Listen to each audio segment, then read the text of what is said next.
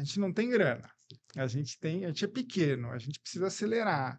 Para acelerar mais rápido, o varejo online permite que a gente faça isso. Começando de trás para frente, a questão de não ir para o shopping é que eu entendo que, na verdade, quando você vai para o shopping, você compra audiência. Que a corrida é um lugar para você conhecer gente, estar com pessoas, socializar, passar um momento bom.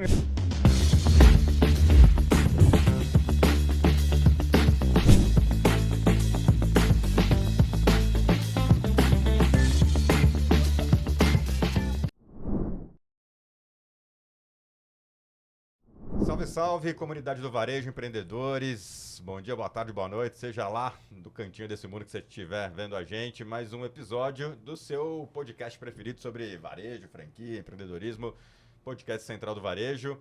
E hoje tô aqui com o Rodrigo Amaral, da Jet Commerce, e tô com o Alexandre Stefano, que é da Velocitar. Se você é de São Paulo, provavelmente você já conhece a Velocitar. Se você não é, você vai conhecer e se apaixonar hoje por esse case tão interessante de varejo, de comunidade, nesse mercado que cresce tanto de esporte de tênis. Alexandre, obrigado pela sua presença. Obrigado pelo convite, é um prazer estar aqui. Estamos aí para contar toda a nossa história. Aí. Maravilha. Legal.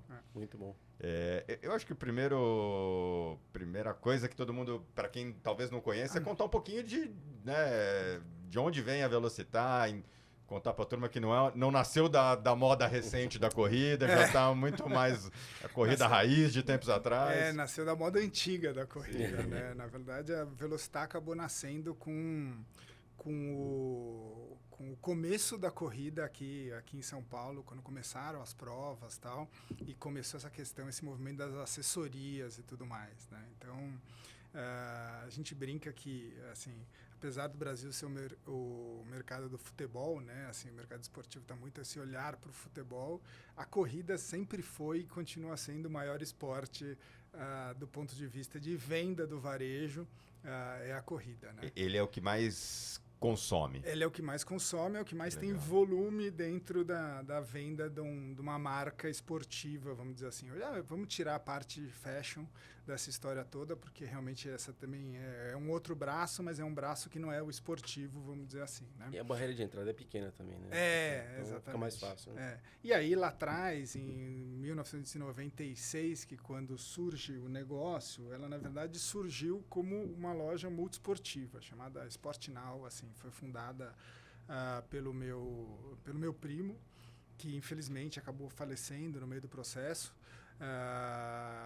Ele teve uma leucemia, essa leucemia pegou ele justamente no momento que ele estava abrindo a loja, ele já tinha tido quando ele era menor, com 15 anos, e aí esse investimento da minha família, do meu pai e do meu tio, que eram já sócios em outro negócio, quando morreu meu primo, eles tinham uns amigos meu primo que ajudaram a abrir o negócio, botar o negócio para funcionar, meu irmão também estava junto na história toda, e eles acabaram aceitando tocar o negócio e se interessaram em tocar o negócio, juntaram outro negócio que eles tinham, e aí eles começaram a efetivamente fazer o negócio acontecer, né? Com apoio dos cabelos brancos aí do meu pai e do meu tio e da grana, eles foram fazendo o negócio acontecer, foram expandindo a Sport Now, colocaram nas academias runners, assim, não sei se vocês lembram. Sim. Que, assim, que foi, tô que tendo foi um super déjà vu grande. Era as maratonas do Pão de Açúcar, exatamente. as runners. E aí as runners nessa época eles ainda eram muito esportivos, né? E aí o Ricardo Burmaian, dono da World Tennis, queria uma nova marca para poder expandir franquias e ofertar. Gostou da Sport Now, gostou da proposta, do conceito, acabou fazendo uma oferta, comprou a marca e para transformar numa franquia, e como pagamento ele deu loja da Sport Now. E aí nessa época os meninos começaram a operar a loja, operavam muito bem, o Ricardo era super esperto, inteligente, continua sendo, né? Brilhante, e aí ele foi ajudando eles a pegar mais lojas, a expandir, ele fazia muito esse movimento de tirar de um franqueado que não estava indo bem, passar para outro que operava melhor, tal, e aí começou a crescer um braço de franquias aí na história toda. De operação de franquia. De operação de franquias. E com aí, a marca Sport Now. Não, sem a marca Sport Now. O World Tennis. As marcas eram. As lojas World estavam. Tênis, World e aí tá. Sport Now é uma lojinha ali na Jaú, que é a loja original. E aí chegou no momento, capitalizado, falou, vamos expandir, mas não vamos expandir franquia, vamos expandir para a marca própria, mas pô, Sportnau não é nossa, a gente Sim. vai ficar com 2 franquias, né? Vamos criar uma outra marca. Nesse momento, a Sportnau já vendia mais corrida do que qualquer outra coisa. Legal. Né? E aí, o Carneiro e o Arthur viajavam, conheciam, o Carneiro viajava bastante, e ele via lá fora esse movimento que já existia, sempre existia nos Estados Unidos e na Europa, das lojas especializadas em corrida, e aqui no Brasil não tinha essa proposta, né? Ainda era assim... Era amador ainda. Era né? bem amador e não tinha uma loja especializada em São Paulo. Ele falou, pô, a gente pode fazer uma coisa diferente, né?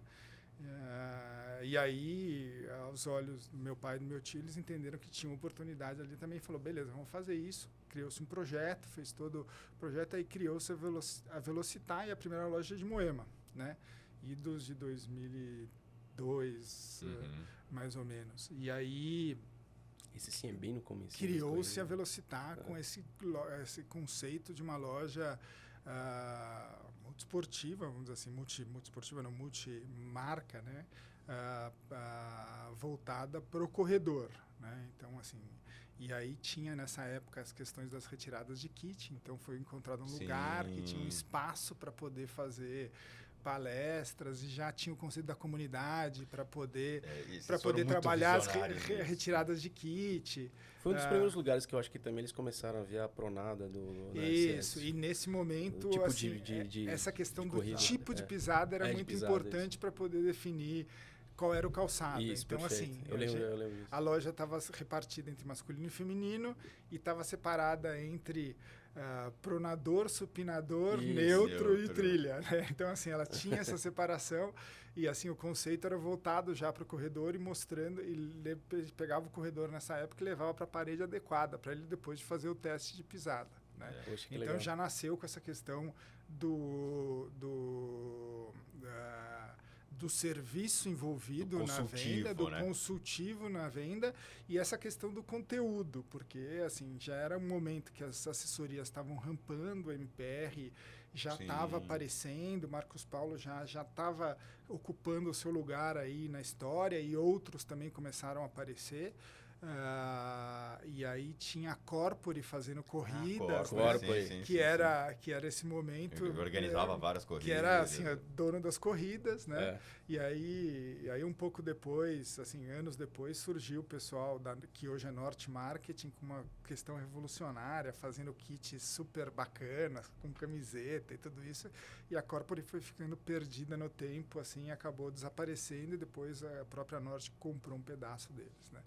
Mas aí, assim, o universo da corrida foi se transformando bastante, né? E aí, dentro desse processo, a loja da Jaú virou Velocitar, e aí começaram um projeto para fazer a loja de Pinheiros. Aí os dois originários e fundadores brigaram e resolveram, obviamente com os outros sócios, separar o negócio. Então foi franquia para um lado e Velocitar para o outro. Nesse momento, meu pai e meu irmão concentraram a presença na Velocitar, meu tio concentrou a presença nas operações junto com o Arthur na operação de franquias, e aí começou um novo capítulo, mais foco ali na Velocitar, e isso foi, acho que eu estou chutando aqui, tá? Porque essa data eu não tenho muito clara, mas acho que foi por volta de 2010, 2009, 2010, tá? E aí em 2014 é que eu tomo a decisão, compro um pedaço da empresa e vou para a Velocitar.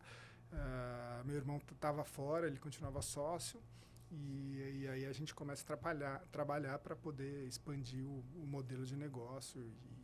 E hoje em dia, para fazer história curta, a gente está com 5 lojas em São Paulo, mas o e-commerce já representa 60% do nosso faturamento aí nessa história toda. A gente estava até falando um pouquinho antes, né? Estava falando sobre justamente isso, né? E vocês montaram uma categoria praticamente, né? Antes até de repente, esse modelo de categoria e de negócio desenvolver. Eu acho que, e aí para quem está ouvindo a gente, para quem está vendo a gente, quanto que representa hoje esse negócio no e-commerce e o digital, né, para vocês? E, obviamente, né, pensando um pouco mais adiante no crescimento de vocês mesmos. Quando a gente olhou lá atrás, a gente já olhou, assim, já existia um e-commerce dentro da Velocitar quando eu entrei. feito em fast shop. E aí a gente falou, pô, a gente precisa migrar isso, porque então assim, o meu primeiro projeto que eu assumi lá dentro foi migrar RP, que a gente precisava migrar o RP de qualquer jeito e migrar o e-commerce, montar o e-commerce. Daí a gente acabou escolhendo ir para Magento nessa época, acabou pegando o Magento SaaS, e aí foi um primeiro movimento para poder expandir essa questão do online com conceito, porque tem isso, né? Assim, o varejo físico, a cabeça do varejista físico tem uma lógica que não tem nada a ver com o varejo online. Né? Exatamente. Então, assim, se você é empreendedor e não entendeu que para vender no online você precisa virar a chave e ter um olhar diferente, você fica patinando. Né? Então, acho que o começo do e-commerce para a gente ali foi meio tipo, a gente tem mais um canal aqui, só que é um canal que trata igual ao varejo físico, não funcionava, né? Então, quando a gente resolveu mergulhar nisso e falar, vamos acelerar essa história e vamos entender quais são os principais KPIs e como a gente traz o público para dentro do varejo online, foi quando a gente começou a rampar essa história. E o olhar foi, a gente não tem grana, a gente é pequeno, a gente precisa acelerar. Para acelerar mais rápido, o varejo online permite que a gente faça isso, né? Essa aceleração de venda. Enquanto o varejo físico é mais difícil você trazer o público, chamar, fazer corrida, fazer não sei o quê. Tem todo um trabalho que é diferente da escolha de um varejo especializado, que eu preciso falar com um nicho específico, né? A gente está falando pré-redes sociais, né? Sim, então, pré-redes sociais era muito mais complicado do que, obviamente, também teve esse outro grande benefício, né? Para o varejo de uma forma geral, que são as redes sociais, que você consegue nichar a sua comunicação e começar a falar, né? Tá mais perto ali e conversar mais próximo. E a outra coisa é, assim, o varejista não é não trabalha por lógica muito a marca, né? Então, assim, essa coisa de você trabalhar posicionamento, marca, você está vendendo outras marcas, né? Então, para entender que você é uma marca também, que revende outras marcas, que você precisa comunicar também essa mudança no varejo, a gente acompanhou muito, assim, porque, assim, eu vim de uma outra escola, vim de escola mercadológica de comunicação e tudo isso, fui indústria, né? E aí quando eu entro lá, eu falo, cara, assim, a gente é nichado, a gente é destino. Se eu não conseguir trazer o consumidor para dentro de casa, eu não vou conseguir vender, né? Então, acho que isso também foi um salto que a gente acabou dando. E aí, essa tomada de decisão para ir para o varejo online, que acho que é a tua pergunta original. Isso. E aí, hoje em dia, o varejo online representa 60% do nosso faturamento. 60%? Né? 60% do nosso faturamento. Ele é maior que a soma de todas as lojas físicas. Legal. Né? Hoje em dia. E é muito louco isso, e acho genial no modelo de vocês, Alexandre, que naturalmente o produto tênis esportivo é um produto oceanão vermelho, né, cara? Você tem caras muito grandes brigando, uma comparação de preço muito fácil, e acho que muito empreendedor que né, seja no seu segmento ou em outros, ele olha e fala, putz, eu não consigo competir com esses caras.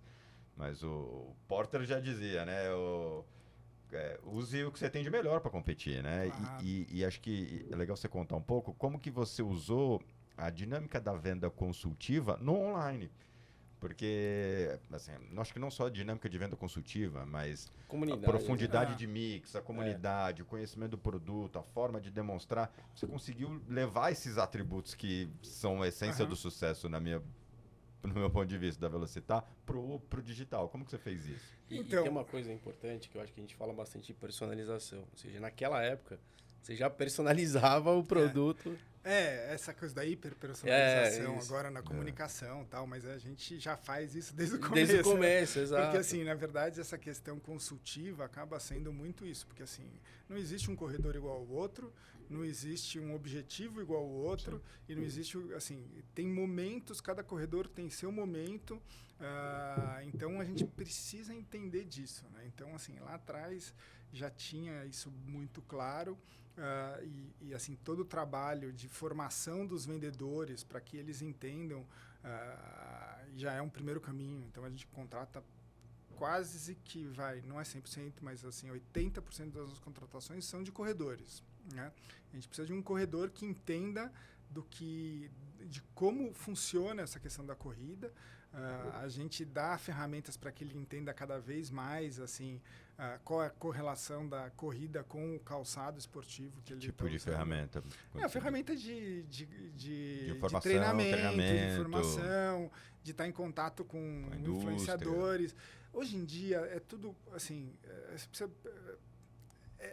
você precisa encontrar uma pessoa que tenha vontade de entender e de crescer, porque as ferramentas estão todas disponíveis. Estão todas disponíveis. Então, a gente consegue trazer, a gente está muito próximo de todo esse ecossistema, então, assim, todos os influenciadores estão sempre participando, presentes, tal. A gente coloca em contato com os vendedores, eles seguem, eles escutam, eles estudam. Então, tem que ter interesse. Se não tiver interesse genuíno pela coisa, você não acaba aprendendo.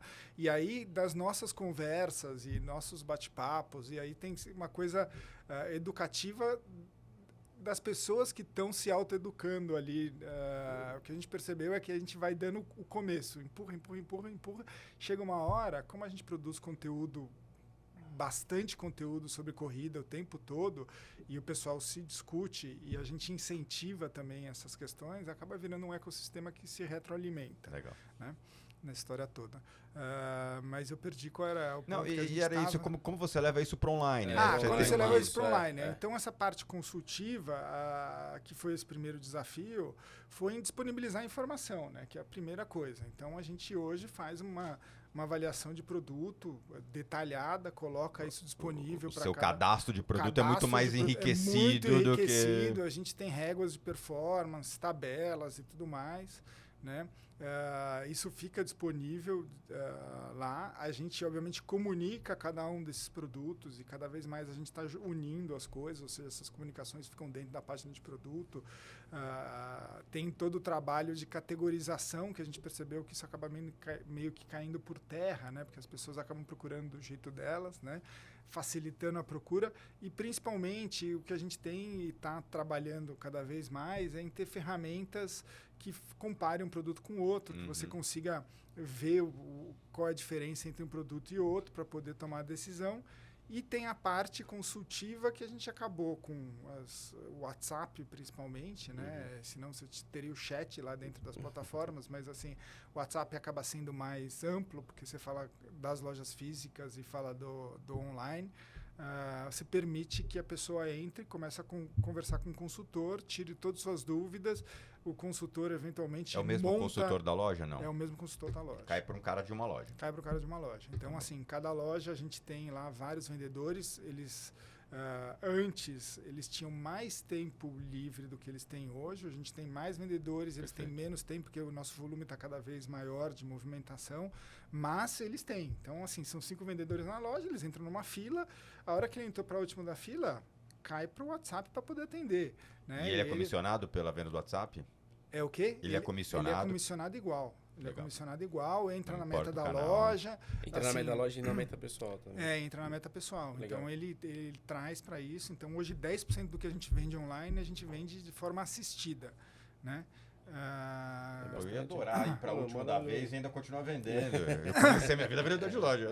Então, tinha que ficar lá esperando rodar todo mundo. Exatamente. Então, hoje em dia, você pode ir trabalhando. E quem é mais ativo e tem uma carteira de clientes e consegue ir pelo menos falando, e aí, como é que tá?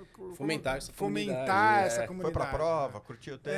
Exatamente, como é que foi? Então, acabei de ver no Strava os vendedores, que pace, os vendedores mais hábeis, eles montam a comunidade deles, e eles têm segue isso, os caras no Strava e vê. E assim, e aí, obviamente, esses compradores voltam para a loja, querem ser atendidos por aquele vendedor, e sabem que se ele ligar para o cara faz a venda, entrega na casa dele. e consegue o produto para ele, separa, quando chega o lançamento ele deixa separado. Então tem todas essas manhas que são parte do atendimento do consumidor. Eu costumo dizer que assim, o vendedor de hoje não pode caçar como o do passado, que é igual a aranha, né? Montava a teia de aranha, ficava de bracinho cruzado, esperava entrar o cliente na loja. Não dá mais, tem que fazer igual a Lua, faz que acorda de manhã para caçar e sai de barriga vazia e vai atrás da venda, né? Não, e assim, o nosso atendimento é demorado, né? Assim, a gente não, assim, para atender uma pessoa, você não leva 10, 15 minutos. Pessoas, dificilmente o cara entra na loja e fala, eu quero aquele produto. Ele, na verdade, vem e fala, eu quero aquele produto, mas, assim, com que outros produtos são parecidos? E ele vem com o objetivo também, exatamente o que você estava comentando. E assim, você vê, por exemplo, isso é super comum, o corredor novo que vem e fala assim, eu quero o melhor produto. Vai fazer um 5K ali. Quero mais caro e tal. Fala assim, calma.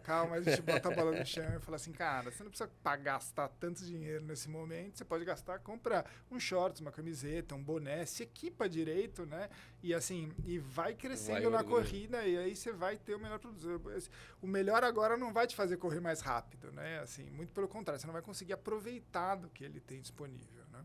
Legal. Então, assim, tem vários relatos de clientes que entram na loja e falam, pô, entrei lá querendo gastar R$2.000 e o cara me vendeu um tênis por 700 pau e eu saí mais feliz do que eu tivesse gastado R$2 pau. Mas isso é sobre perder uma venda e ganhar um cliente. Exatamente, essa é a história. Você vende o que de fato ele precisa, você cria uma relação de longo prazo, você adquire o mais importante, que é a confiança. E eu acho que para você também, como varejista, né, e no varejo a gente tem essa flutuação, né? Em cada data sazonal você tem isso. Pelo que você está me dizendo aqui, existe muito pouca flutuação, eu acredito, né? Tem pouca flutuação. Você tem ali, obviamente, as datas sazonais, mas... o que você tem é começos ou recomeços de temporada. Né? Então, assim, o corredor é movido pelos seus objetivos. Os seus objetivos, que prova ele vai correr. Ele tem sempre uma prova objetiva que ele vai correr no ano. E ele percorre esse treinamento e essa preparação para chegar naquela prova. Durante esse percurso, normalmente, é que ele vai fazendo as aquisições, comprando os produtos e tudo mais. Ou, quando ele entra no ciclo, ele vai lá e toma uma decisão.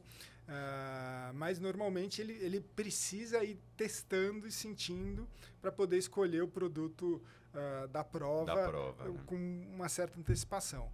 Mas é bem comum, tipo, começa o primeiro semestre, ele se repactua pessoalmente com as coisas que ele vai fazer e aí ele vai e se equipa para a temporada que é esse semestre. Daí começa o segundo semestre e se reequipa. Então, a gente tem uma leve sazonalidade no começo do ano e no começo do segundo semestre, que é meio julho, agosto e tal, que ele começa a se olhar para as provas. Então, depende muito... A gente vende para todo tipo de corredor, né? Não é só maratonista ou meio maratonista. Você tem os trail runners. Você tem corredor que quer correr só 10K, tem corredor que quer fazer volume e não está preocupado com provas, tem corredor que está começando, muito corredor começando. Né? Então, assim, cada um deles você tem um produto e um composto diferente que você vai oferecer. Deve ter aquele corredor que começa, assim, né? Tem aquele incentivo, depois por qualquer motivo ele para e depois ele volta de novo. Como tudo na vida, o começo é sempre difícil, né? Sim. Então, assim, e aí vencer essa barreira é o maior desafio. É o maior desafio, mas a gente fala, vai com calma, vai com tranquilidade, vai funcionar, você vai conseguir, não precisa se preocupar. Eu queria explorar 2 outros pontos, assim, vamos começar com um que é a omnicanalidade, Alexandre. Acho que essa é uma outra força de vocês, que é fazer uso da loja física, e aí numa cidade complexa de deslocamento, como São Paulo. Você está só em loja de rua, né? Acho que essa é uma característica interessante também da Velocitar. Você não foi para o shopping, e aí pode contar até por que não. Mas como que você usa essa dinâmica de loja física como extensão do seu e-commerce e você acaba fazendo isso não um contra o outro, mas um mais o outro, né? Isso. Bom, assim, começando de trás para frente, a questão de não ir para o shopping é que eu entendo que, na verdade, quando você vai para o shopping, você compra audiência. E você é destino, né? Eu sou destino. E aí, assim, eu vou dar um tiro de canhão para matar formiguinha dentro do shopping. Então, não faz muita... fazia menos sentido no passado, talvez agora com o boom da corrida e a corrida tendo se transformado popular, e tá né? ficando mais popular e mais todo mundo corre, mesmo que não seja para fazer prova, talvez agora a coisa comece a ficar mais atrativa. Mas no passado, eu estava pegando uma parcela muito pequena do shopping, né? Então não fazia sentido eu pagar o que vale ali para o que eu estava vendendo, né? Lembrando que assim, a corrida ela é muito ampla e eu vendo o topo da pirâmide da corrida mais que nada, né? Sim. E assim, você tem uma base que é corrida e pseudo-corrida, que é gigantesca, né? E essa base eu não tô nela, eu não participo muito dessa festa. Essa é a festa de uma Centauro, de uma Netshoes. E é uma festa de faca e uma briga intensa, uma né? briga intensa. Eu tô dentro dos produtos mais especializados, mais técnicos e que tem um diferencial para o corredor. Que tem uma curadoria também, né? Porque esses outros aí é mais assim, ó, vai e vai. Exatamente. Aí é bonito, bom preço, esse tipo de coisa. Mas falando da omnicanalidade, desde que a gente começou com a proposta do e-commerce, a gente sempre olhou essa junção entre e-commerce e loja física. Então, assim, é uma extensão daquilo que a gente faz, né? Então, assim, o desafio, que é o que a gente estava conversando anteriormente, é levar essa venda consultiva para o e-commerce, né? Por outro lado, o e-commerce abre portas da gente conseguir mostrar todo o nosso portfólio e ter tudo ali presente. Hoje em dia, se você entra no e-commerce da Velostar, você tem muitas ferramentas para loja física dentro do e-commerce. Então, assim, você vai lá e encontra um produto. Tem um botãozinho lá que é aonde ele está disponível. Legal. Então, assim, você vê qual tamanho está disponível em qual loja, né? E o meu sócio fica falando para mim... mas para te levar tráfego para a loja, né? É lógico, porque a gente entende que assim, parte do papel do e-commerce é prestar um serviço para a pessoa tomar uma decisão. E a jornada do consumidor é uma jornada maluca, que ninguém consegue definir ela clara. Então, assim, e a gente sabe que... é inevitável de você entrar no e-commerce para poder fazer pesquisa antes, eventualmente, se você pisar na loja física, né? Você quer ver o que tem e tal, não sei o quê.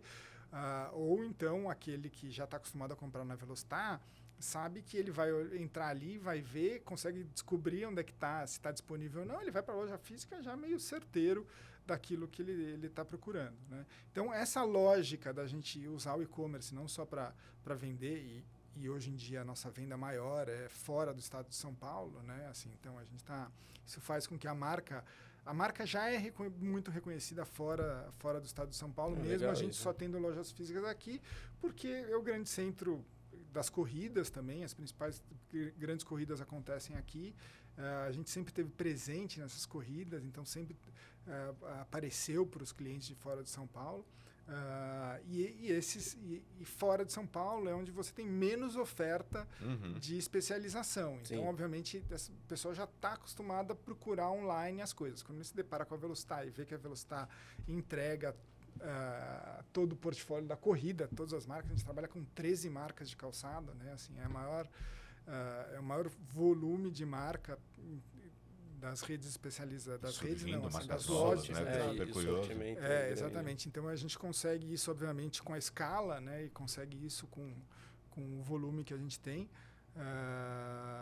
Mas a gente tem essa questão. Então, hoje em dia, a gente não tem ferramentas muito elaboradas no sentido de comprar na loja e entregar em casa, ou comprar no site e retirar na loja, esse tipo de coisa, mas tudo funciona. Né? A gente faz acontecer e, obviamente, a ideia é que isso vá melhorando, né? Então, hoje em dia, até as próprias ferramentas que a gente tem no online, os vendedores usam para saber, quando um cliente pergunta, assim, quando ele pergunta, tem esse tamanho? Às vezes ele puxa o site na mão dele, no celular dele, e vê ali a informação e fala, peraí, tem sim, eu vou procurar onde é que está, entendeu? Precisa entrar lá no sistema, verificar se tem, descer por estoque e tal. Às vezes, só com o site ele já sabe se tem ou não, ou pelo menos ele tem a pré-informação de que tem dentro do estoque, né? Então, assim...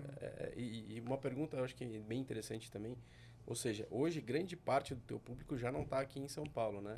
E eu imagino que quando vêm para São Paulo, e obviamente essas pessoas acabam meio que procurando, igual você vai fazer uma visita no museu, assim, alguma coisa nesse sentido, quando vai encontrar a tua loja, certo? Então, e aí você cria esse vínculo emocional ainda maior. Exatamente. Então acaba sendo parte assim, você visita. vai para Disney, você tem que passar pela lojinha, né? Então assim, mas é meio a experiência do pessoal vem para São Paulo, vem correr, tal, tá de passagem aqui, é corredor, aproveita e passa em uma velocidade, né?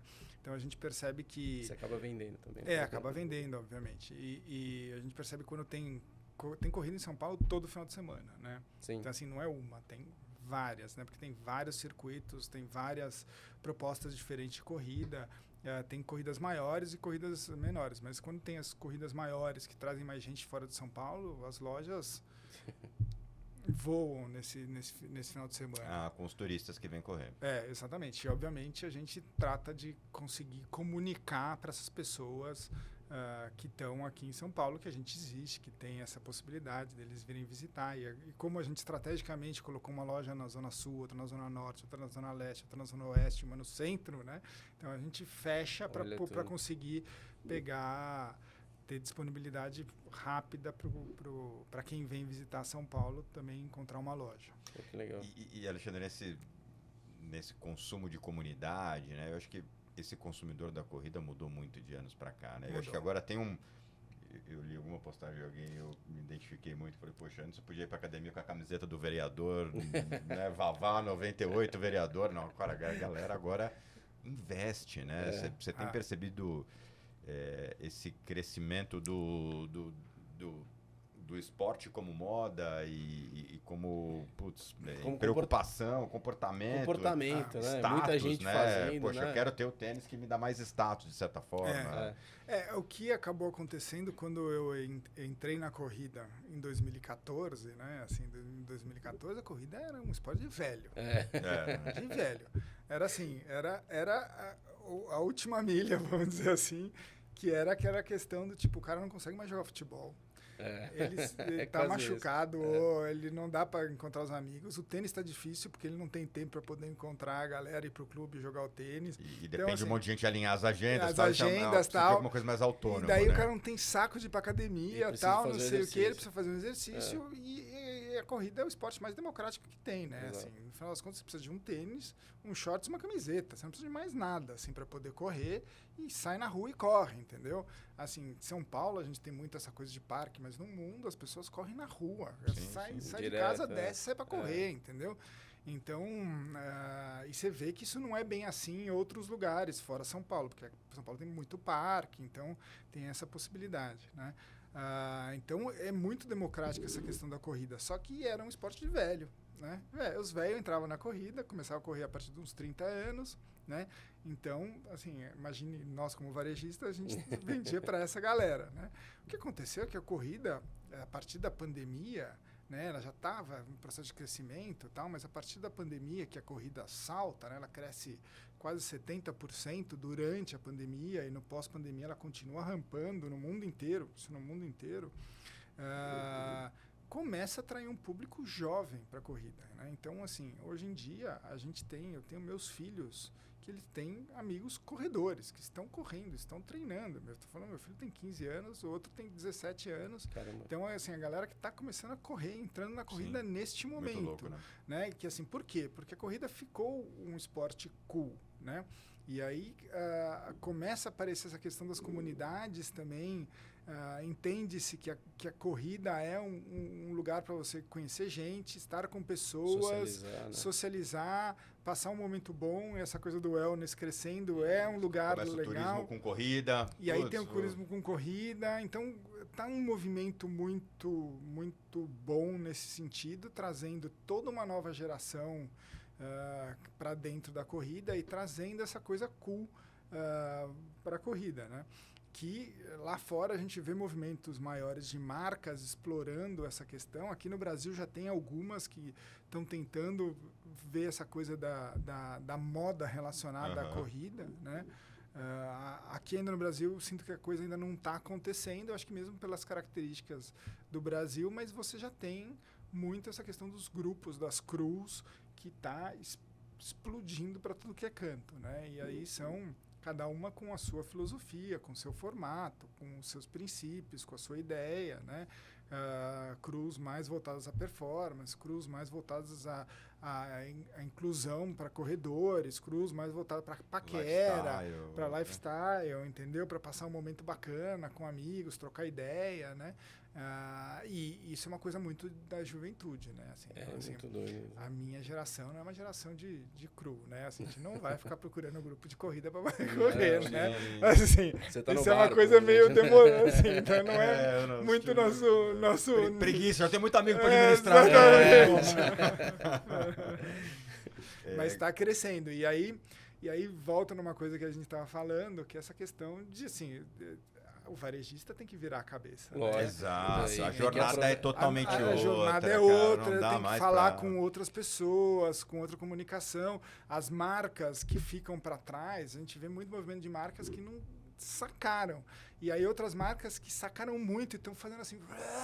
Estão voando. E aí as marcas antigas, tradicionais de corrida, falam, mas esses caras não vendem para corredor, eles vendem para galerinha. Eu falei, cara, mas o corredor é a galerinha. Se você não olhar para isso, você está errado, né? E às vezes a galerinha de hoje é o performance de amanhã. Exatamente. Então, assim, essa questão, se o cara é performance ou não é performance, frega. Se o cara é corredor, e qualquer um pode ser corredor, ele pode ser corredor e correr lento, pode ser corredor e correr rápido, não importa. O nosso papel é fomentar que todos eles continuem para sempre na corrida, né? Então eu preciso ter ferramentas para poder estar entregando para ele. Então esse é meio nosso papel, porque a gente está num centro central da corrida, fazendo essa oferta e se reinventando para poder estar atendendo a todo mundo. Muito legal. Muito legal, porque vocês já são uma marca, né, com décadas de vida e ficar atual, entender essa mudança de comportamento e de jornada é fundamental.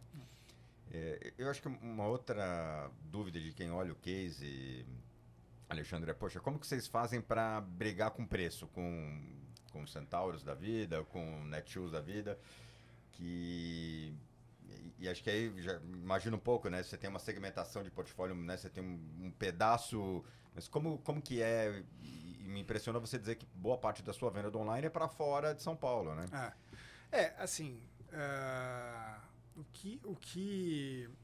esse é um mercado que tem suas dinâmicas, tem suas características, né? A gente vende um portfólio que não está disponível em tudo que é lugar, né?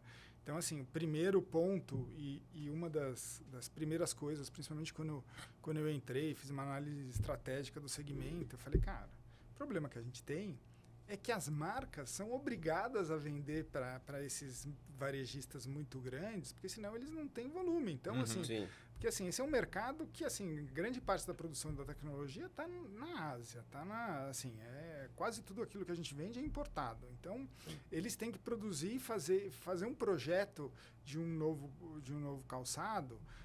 Antigamente, que tudo vai mudando, né? Mas antigamente demorava um ano para eles desenvolverem ferramental, desenvolverem toda a tecnologia e tudo mais. E isso era focado num determinado volume, assim. Então as marcas investem em tecnologia pensando, obviamente, num retorno, né? Então, e aí faz todo esse investimento pensando num volume global. E aí os mercados se comprometem a colocar um determinado volume. Não tem canal para colocar, eles precisam colocar nos canais generalistas, né?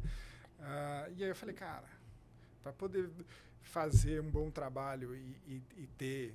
A gente precisa ser grande, né? Então, vamos crescer para poder assumir esses volumes, ser relevante e as marcas não precisarem vender em canais errados, vamos dizer assim. Né?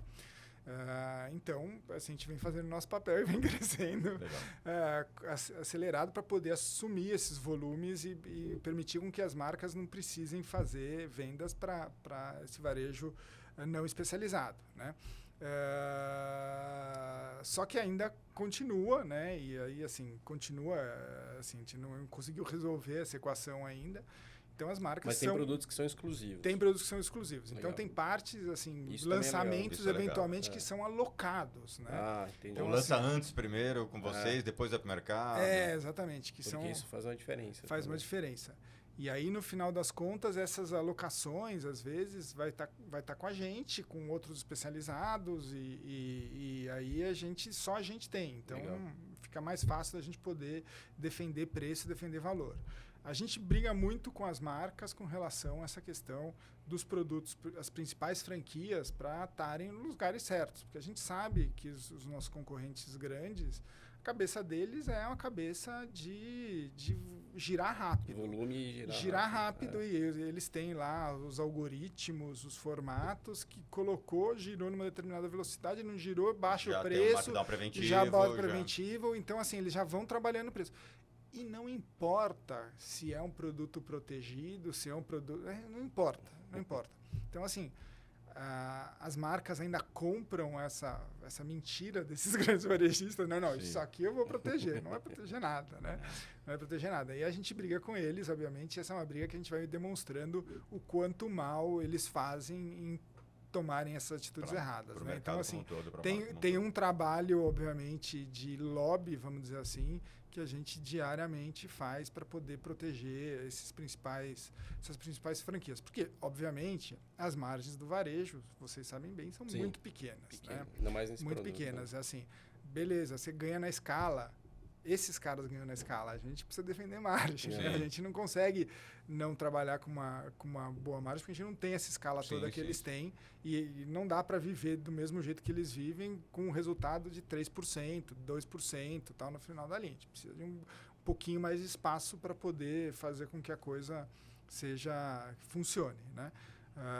Então, a gente defende muito essa questão do preço, mas, obviamente, tem algumas guerras que a gente sabe que a gente está perdendo e, para não perder, a gente entra na briga. Né? A gente nunca é o menor preço do mercado, né? Mas algumas coisas se precisa e a gente entende que o mercado se desgovernou e perdeu, a gente entra porque a gente precisa competir para poder tirar o volume dentro de casa. Né? Mas a gente sempre vai fazendo marquinhas vermelhas na marca, marquinhas vermelhas no produto e vai avisando as marcas. Fala, olha, essa franquia você não está defendendo, você está fazendo um mau trabalho, você está distribuindo horizontalmente de uma forma indevida, tal. Assim, não me venha a mim, que eu sou a vitrine para o corredor, falar que você é uma marca que está interessada em trabalhar esse segmento. Você não está, você está querendo vender volume de produto. Então, vai vender com outro e eu vou trabalhar com outras marcas que estão preocupadas em construir valor, construir marca, em construir alguma coisa diferenciada. Né? Então, assim... Legal. E o nosso lugar no mercado nos permite a gente comprar essa briga, né? Que é difícil. Para a gente finalizar o papo, o papo quando é bom, passa rápido. Avenidas de crescimento, o que vocês enxergam de futuro? Que tamanho que vocês vislumbram um tamanho? Para onde vocês estão indo? A gente entende que esse modelo pode ser expandido para todo o Brasil. Também. Né? Então, a gente está justamente nesses momentos das conversas e olhando para parceiros para poder... Já definiu um modelo? Se você cresce com franquia, com sócio, com canal A gente não definiu. Assim, nosso principal objetivo desse ano é definir esse modelo. A gente tem, obviamente... já no pipeline, em alguns lugares, algumas lojas novas que a gente vai abrir nesse novo modelo, nesse mesmo modelo que a gente tem hoje, ou seja, própria e tudo isso. Saindo de São Paulo?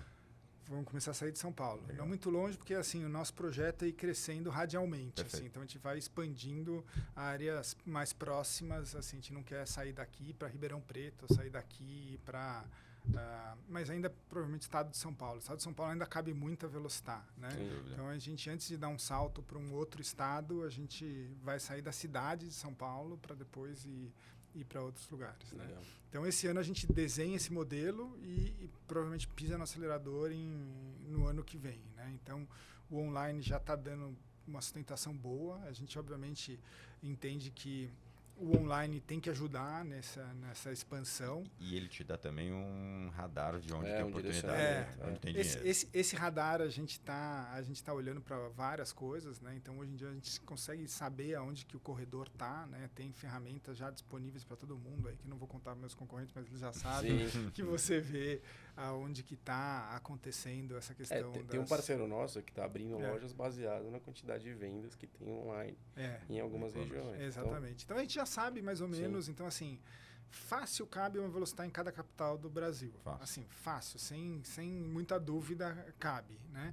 E principalmente agora que a corrida está crescendo tanto e tem tanto... todos esses lugares. Tem em todos os lugares. Mas cabe mais Velocitas. Aqui no Brasil, aqui em São Paulo, acho que cabe pelo menos umas 10 a 15 Velocitas, cabe, assim, né? Então, assim, tem as principais cidades que funcionaria. Então, a gente está falando... Brasil cabe umas 30 lojas, fácil, assim. Legal. Assim, para começar, né?